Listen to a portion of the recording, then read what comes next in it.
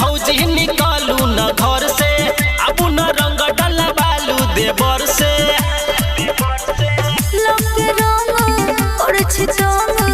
हमरा भीतर के चीज भिजेबै के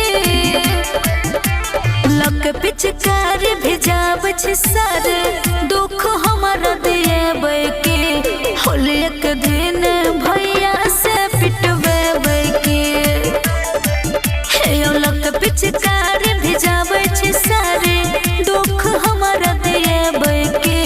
होली के दिन भैया से पिटबै के जाओ तो से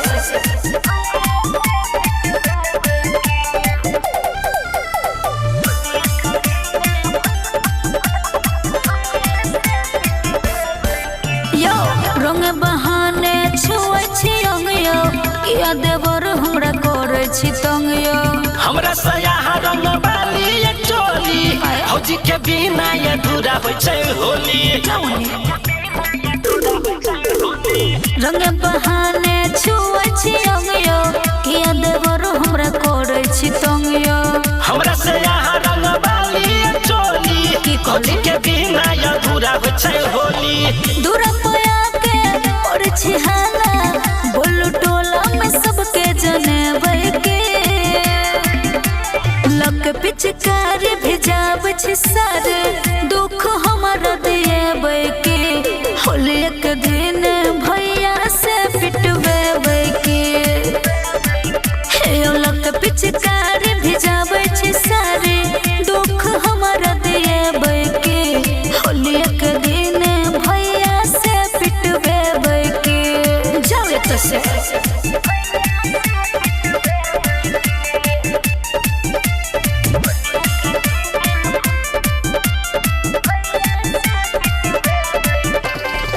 रहंग कम ज्यादा लागै पानी एना जे डलबै तो हेतै परेशानी भौजी यहाँ ये ना करू नहीं न खरा हम ही डाल देबू भइयो के बखरा। रहंग कम ज्यादा लागै पानी एना जे डलबै तो हेतै परेशानी भौजी यहाँ ये ना करू नहीं न खरा हम ही डाल देबू भइयो के बखरा।